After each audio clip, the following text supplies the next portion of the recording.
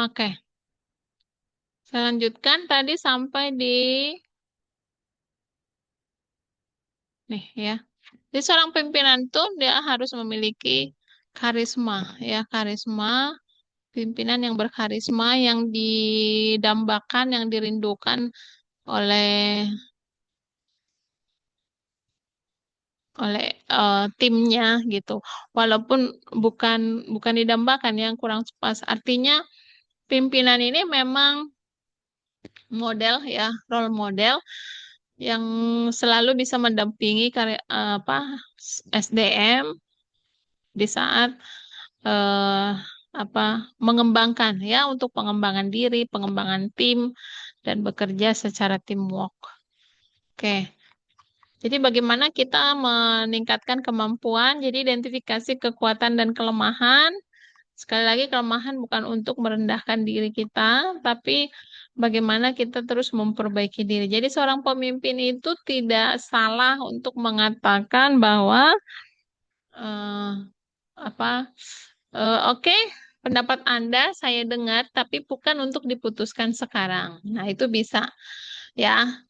Yang sulit menerima pendapat orang lain ya, bukan berarti apa apa hakmu untuk mengatakan itu, apa bagianmu, kamu itu posisimu di mana, nggak demikian, atau saya nggak setuju pendapat Anda dan lain sebagainya, atau saya tidak bisa menerima pendapat Anda itu nggak sesuai dengan bla bla bla, enggak ya, tapi apa yang disampaikan oleh SDM atau teamwork itu di apa namanya, kita ini dalam rangka berupaya untuk memperkuat kelemahan ya. Maksudnya bukan memperkuat kelemahan supaya kelemahan itu tetap ada, bukan. Bagaimana kelemahan itu tidak menjadi hal Negatif. negatif bagi orang lain. Ya, berarti kelemahan kita itu bisa dengan mengatakan, baik, saya saya dengarkan pendapat Anda, tapi bukan itu menjadi putusannya. Gitu ya, putusannya akan ada pada eh, pimpinan tertinggi kalau masih ada di atas kita lagi gitu ya. Atau contoh kelemahan lain yang biasa dimiliki pimpinan tuh em, apa ya? Rasa minder gitu ya. Dia pimpinan itu misalnya memiliki sifat eh, minder, tidak bisa tadi, tidak memiliki kemampuan ini human relationship ya, hubungan antar manusianya tidak segera, tidak apa eh, apa namanya ya, memiliki keterbatasan lah untuk human relationship-nya ya. Tapi karena ini kelemahan bukan berarti mengatakan oh ya memang saya tidak bisa langsung eh, berhubungan sama orang atau tidak bisa langsung akrab dengan orang, nggak demikian gitu ya.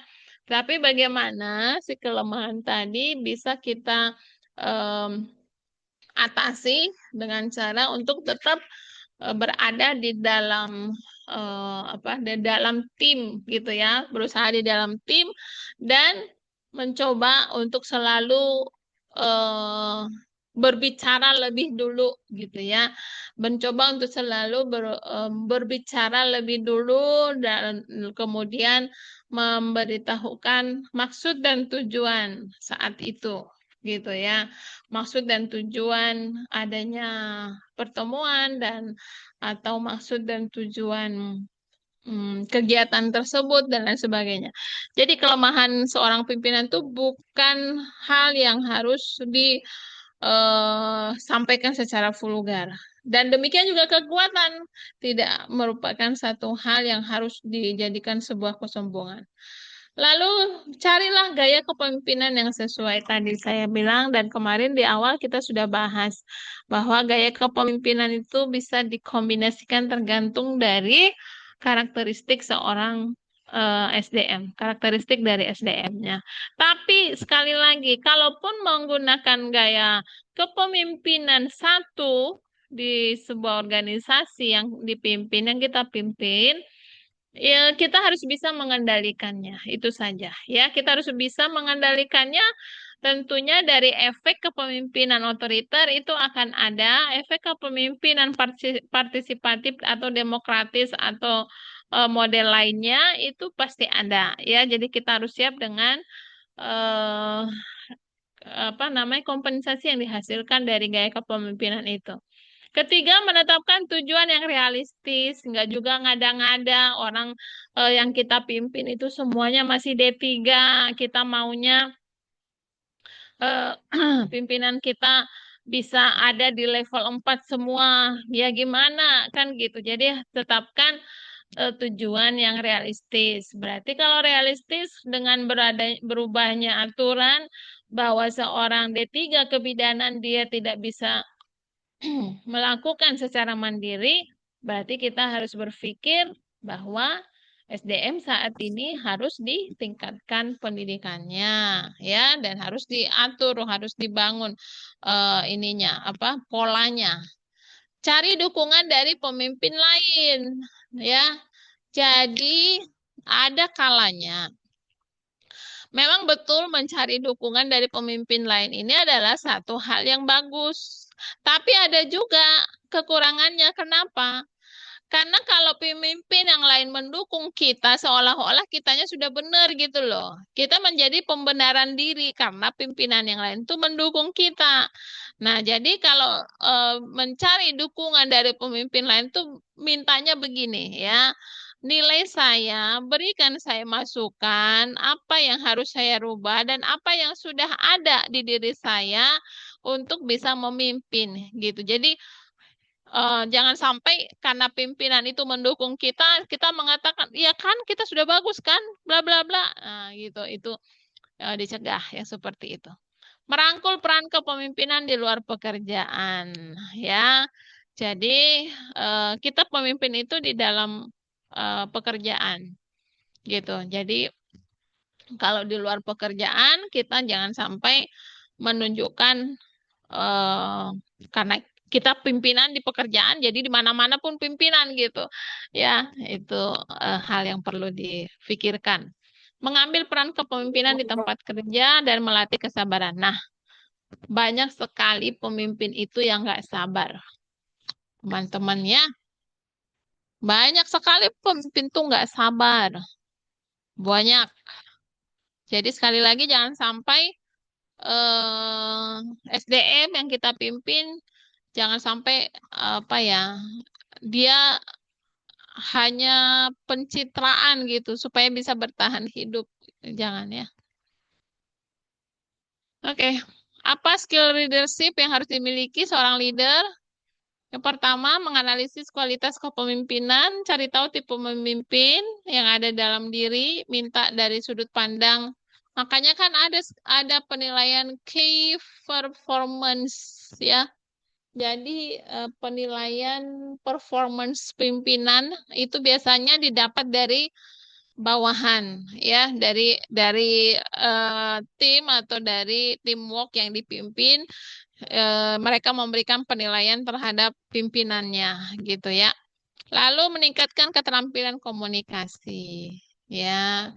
Jadi kita sebagai pemimpin itu jangan membatasi diri untuk peningkatan keterampilan, termasuk berkomunikasi. Mampu berdialog dan menjadi pendengar yang aktif. Jangan kita mau didengar terus. Begitu ada SDM atau bawahan yang mau menyampaikan keluh kesah dalam pekerjaannya, kita kembali lagi bersuara. Ya memang karena Anda nggak mampu, ya seharusnya Anda mencari tahu supaya Anda mampu. Nggak begitu. Ya, tapi kita menjadi pendengar yang aktif juga.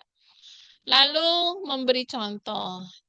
Pemimpin itu harus memiliki inisiatif, menjadi pribadi yang bertanggung jawab, dan meningkatkan kemampuan terus-menerus untuk mencapai visi. Lalu memfasilitasi kerjasama tim yang baik, ya, teamwork yang solid, yang saling menghargai, tidak carmuk tadi, tidak saling cari muka, tidak saling menjatuhkan, tidak saling apa namanya ya, merebut kekuasaan ya, walaupun itu memang budaya di di kita atau di organisasi tersebut. Tapi saya berharap teman-teman nggaklah demikian ya kalau diberikan amanah selaku sebagai leader atau sebagai pimpinan. Nah, ada kepemimpinan birokratis dan juga kepemimpinan kewirausahaan. Ada kepemimpinan birokratif, itu birokrasi, kepemimpinan sistem otoritas ditetapkan secara rasional oleh berbagai macam peraturan untuk mengorganisir pekerjaan dilakukan oleh banyak orang. Sementara kepemimpinan kewirausahaan itu kemampuan atau keinginan orang untuk mendorong dirinya atau kelompoknya mencari atau menciptakan peluang yang ekonomis. Ya, tadi peran leader, peran pemimpin itu sebagai pembaharu, sebagai pencipta pembaharuan, ya, pencipta perubahan. Maka bisa di dipenuhi kemampuan dalam kepemimpinan kewirausahaan. Kalau kepemimpinan birokratis itu menyiapkan arah melalui penerbitan peraturan, menciptakan sistem birokrasi, melakukan evaluasi atas jalannya regulasi yang dikeluarkan. Fungsi pelayanannya melayani kepentingan publik terkait hak dan kewajiban fasilitator dan juga dinamisator, ya, menggerakkan partisipasi masyarakat. Sedangkan karakteristik kepemimpinan kewirausahaan yaitu mengelola inovasi. Jadi kalau seorang pemimpin yang memiliki karakteristik kepemimpinan kewirausahaan, dia selalu memikirkan bulan ini inovasi apa, semester ini inovasi apa, tahun ini inovasi apa, ya. Jadi lebih membaca kepada peluang, memanfaatkan peluang, menemukan cara-cara yang baru. Jadi pemimpinnya selalu menghasilkan inisiasi, kreativitas, ide, merangsang timnya untuk berpikir, menghasilkan ide. Ya, jadi organisasi itu nggak stuck, nggak statis, tapi terjadi perubahan, peningkatan, penyempurnaan ke atas, meluas ke samping, kanan, kiri, ya, itu yang diciptakan oleh seorang pemimpin yang memiliki karakteristik kepemimpinan kewirausahaan. Lalu mampu memanfaatkan peluang. Jadi memiliki pengetahuan tentang jenis usaha yang digeluti dan berpikir untuk terus berkembang. Ya, sebagai contoh tadi PMB. Teman-teman memiliki PMB itu tentunya teman-teman itu sudah memiliki karakteristik kepemimpinan kewirausahaan karena sudah memiliki ide inovasi. Inovasinya apa? Yaitu PMB. Praktek mandiri bidan itu adalah sebuah inovasi. Ya, karena dia sebagai pemimpin, sebagai karyawan dan sebagai yang menggaji karyawannya juga. Gitu. Itu sudah termasuk pemimpin kewirausahaan, kepemimpinan kewirausahaan. Nah, jangan sampai PMB yang sudah dirintis tadi sebagai bentuk inovasi tadi itu tidak berkembang. Jadi selalu manfaatkan peluang. Contoh, sekarang teman-teman tuh kuliah di Stikes Medisra, ada peluang untuk komplementer, manfaatkan, masukkan komplementer itu menjadi bagian dalam PMB teman-teman sekalian. Gitu, ya kan? Lalu ada lagi peluang dari program-program misalnya, ya, apalagi sekarang sedang penanganan program stunting, program anemia remaja, masukkan itu ke dalam PMB teman-teman. Jadi manfaatkan peluang itu. Jangan menutup diri dengan adanya peluang dan harus rajin untuk melihat peluang. Di mana ada peluang, ya, di situ ada bidan. Artinya apa? Karena peluang-peluang program-program pemerintah yang sekarang tuh banyak dalam hal menurunkan angka kematian dan angka kesakitan, ya, ibu dan bayi dan serta anak, ya, itu bisa diraih dengan cara apa? Memenangkan hibah, ya. Makanya bidan harus rajin untuk menyusun artikel ilmiah, menulis, gitu.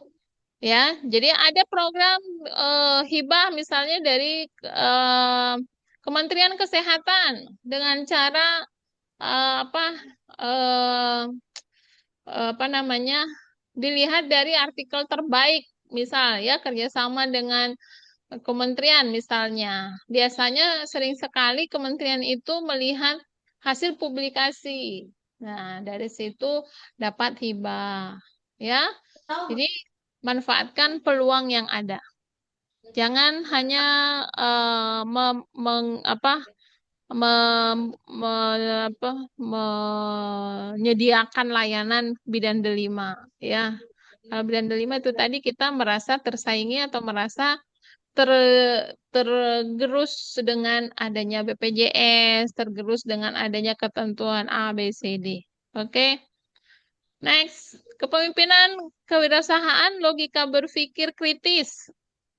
Ya, memahami risiko, konsekuensi, dan jalan keluar. Bisa mengelola tekanan dan mengambil keputusan yang tepat dan memperhatikan hal-hal kecil tadi yang saya bilang. Ya, jadi karyawan atau SDM-nya itu tidak dijadikan eh, bawahan yang memang harus mendengar apa kata pimpinannya, apa kata leadernya. Nggak boleh bersuara. Kalaupun bersuara eh, sia-sia gitu, tidak didengar. Jadi harus bisa, pimpinan harus bisa memperhatikan hal kecil. Kemudian bangun jejaring kewirausahaan. Tentunya komunikasi yang intensif, baik internal dan eksternal. Pahami pentingnya kolaborasi. Sekarang itu kita bekerja dalam layanan kesehatan sudah tim kolaborasi interpersonal, ya, interpersonal. Jadi kolaborasi antar profesi, ya, multiprofesi. Next, berpikir efektif dan efisien.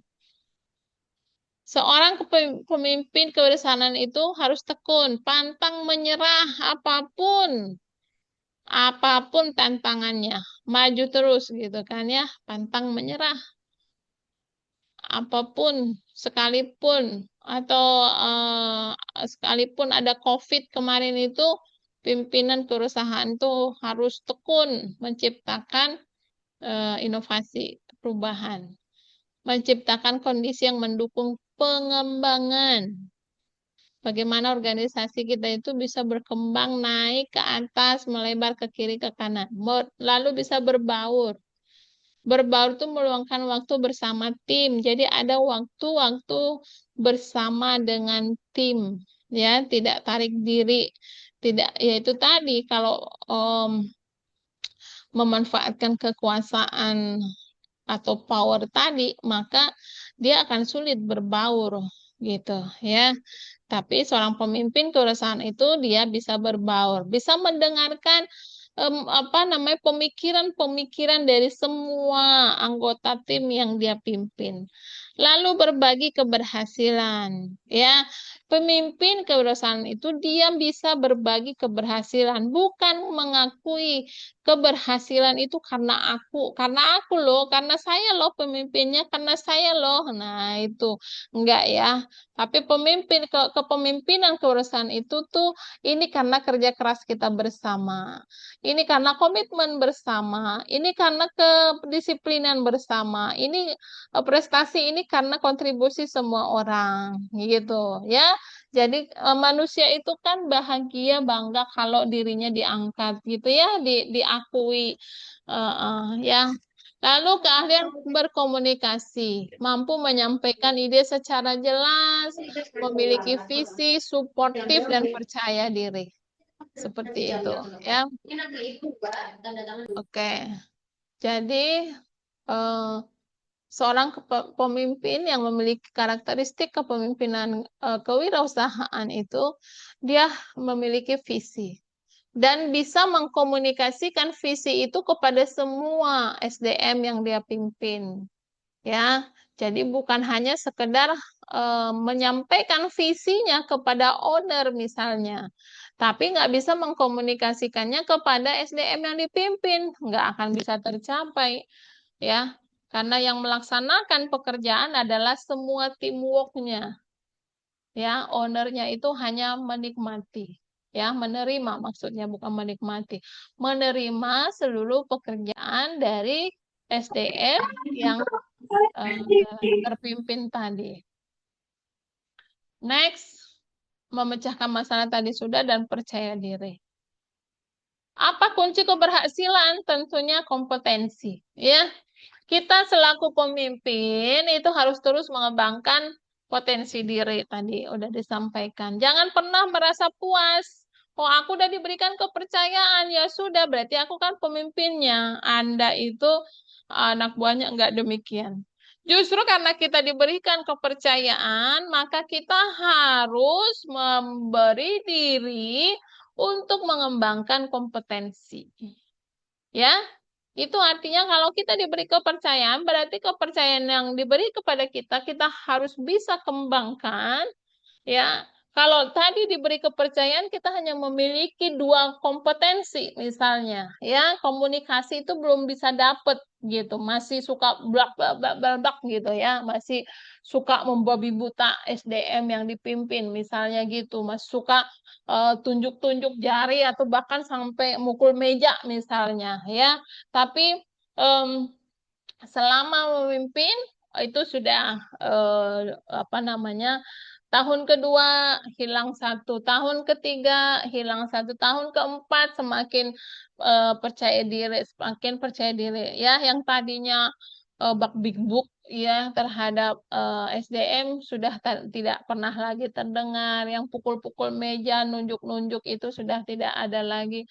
Nah, itu apa namanya, potensi yang terus dikembangkan oleh seorang leader. Lalu entrepreneurial mindset, memiliki visi, ya, visioner. Dia mau bawa kemana itu organisasinya. Bahwa organisasinya itu harus kiranya bisa menjadi nomor satu di kota itu. Nah, itu visioner. Ya, tadi karena ada target untuk mencapai kunjungan 50 pasien sebulan, maka kita harus kunjungan. Itu visioner. Tapi kalau kita nggak punya target di awal rencana, ya, itu ciri-ciri yang nggak visioner, dia nggak memiliki visi. Kemudian mau berbaur, jelas ya, mau berbaur dengan seluruh teamworknya, suportif ya, suportif itu memotivasi, komunikatif ya, nggak mesti kita selalu diangkat, diangkat terus, tapi kita pun memiliki waktu tertentu, apalagi dalam situasi apa coffee morning gitu ya, atau situasi kebersamaan, ya berarti kita yang lebih dulu menyapa mereka, berbagi keberhasilan tadi, memotivasi diri ya untuk pengembangan diri, budaya kewirausahaan, sinergi dan kolaborasi, kemudian senantiasa merefleksi diri, merefresh dengan peraturan dan perundang-undangan. Kemudian terkait infrastruktur juga harus dikembangkan, dikuasai terkait finansial, ya, transportasi, komunikasi, dan juga nggak kalah pentingnya ini teknologi informasi, ya. Karena kepemimpinan kita tanpa teknologi informasi kitanya capek. Jadi dengan adanya teknologi informasi saat ini, rasanya terbantu dengan adanya sistem.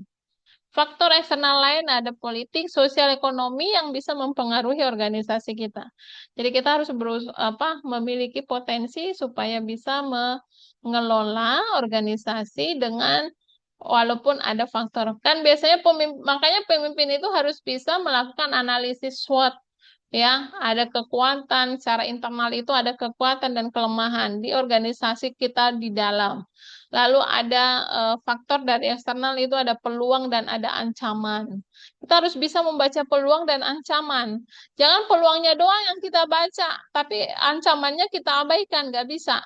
Ya, karena ancaman itu pun harus kita antisipasi supaya tidak berefek terhadap organisasi kita. Oke? Itu kemampuan seorang leader. Oke. Nah, ini kemampuan untuk memilih satu kemungkinan dari berbagai kemungkinan tersedia. Ini tambahan saja ya, tambahan saja untuk membuat perencanaan. Jadi di dalam perencanaan apa yang harus dilakukan, bagaimana melakukan, kapan, ya, 5W 1H, 5W what ya. What, who, what itu apa yang dikerjakan, who siapa yang mengerjakannya, when kapan kapan dikerjakannya, ya, atau kapan harus ada, dan apa namanya, targetnya tuh tercapainya kapan, ya. Kemudian where, di mana. di mana harus dilakukan, ya. Pertemuannya di mana, lalu kegiatannya di mana, actionnya di mana, oke. Kemudian how, bagaimana, siapa saja yang terlibat tadi di who ya, di how bagaimana, metode apa yang mau dipakai, apakah metode persuasif, metode otoriter, metode apa ya untuk menyelesaikan sebuah kegiatan. Oke, lalu konsep perencanaan itu harus memiliki proses mobilisasi data. Harus punya data dong, ya. Kalau nggak punya data, makanya tadi saya sampaikan di awal, kalau mau membangun PMB harus punya data dong. Di sekitar itu tuh ada berapa PMB. Jangan sampai udah ada PMB, kita bangun lagi PMB, terus muncul seperti apa? Satu gang itu PMB ada 4, satu gang. Tinggal yang pasiennya mau memilih yang mana, gitu kan ya. Enggak juga demikian. Karena kita selain menciptakan lapangan usaha, selain berwirausaha, kita pun eh, meningkatkan derajat kesehatan masyarakat, gitu kan ya. Yes. Oke, nah faktor keberhasilan, perilaku jelas, motivasi juga. Nah, jadi awal sekali itu kita harus mengenal karakteristik SDM, ya. Dan leader harus sering-sering memotivasi, sering-sering adakan kumpul dan motivasi, kecakapan, komunikasi, ya, menyesuaikan diri dengan perubahan. Nah, kemudian kita juga sebagai problem solving, ya, kita harus bisa menciptakan solusi, bukan menambah besarnya masalah, bahkan sampai terjadi pemecatan. Ya, jangan ya.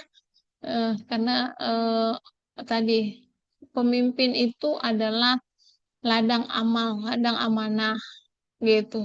Artinya kalau kita dipercaya bukan memanfaatkan kepercayaan untuk melengsarkan seseorang. Enggak, ya.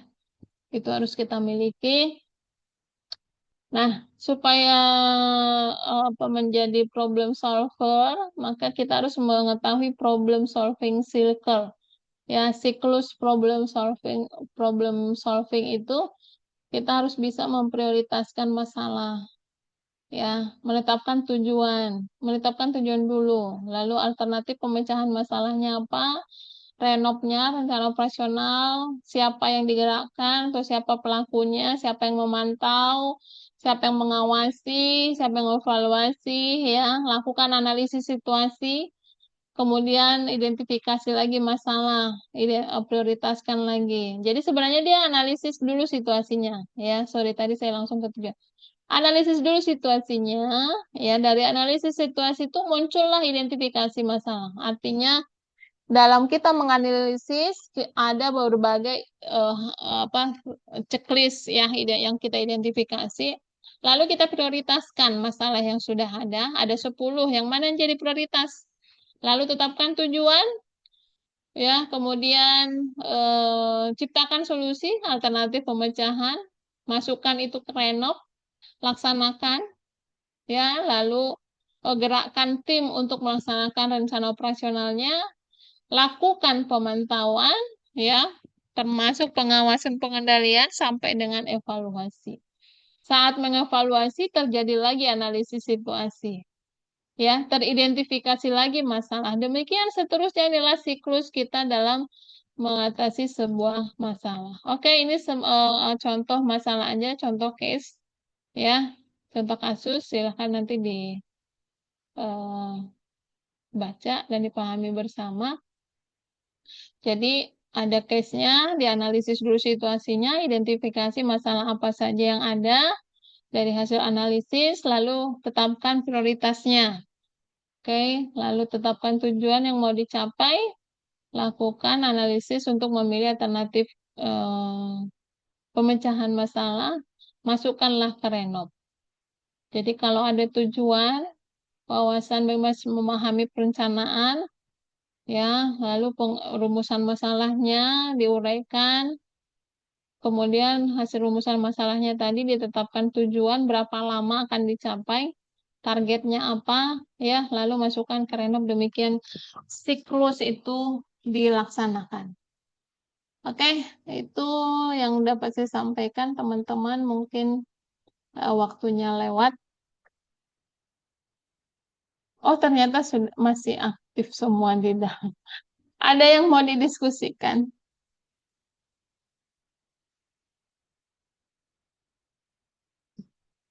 Cukup ya? Oke, teman-teman. Cukup, Ibu. Baik, terima kasih. Teman-teman, ini pertemuan Cukup. kedua. Nanti materi disampaikan dan termasuk record Zoom ini. Ya, saya akhiri. Teman-teman mungkin ada jam kuliah lainnya. Mohon maaf, lewat. Kita akhiri. Selamat sore, salam sehat untuk semua. Dan tetap semangat mempersiapkan generasi bidan yang visioner. Oke, selamat sore. Baik-baik, Ibu. Terima kasih, Bu. Selamat sore.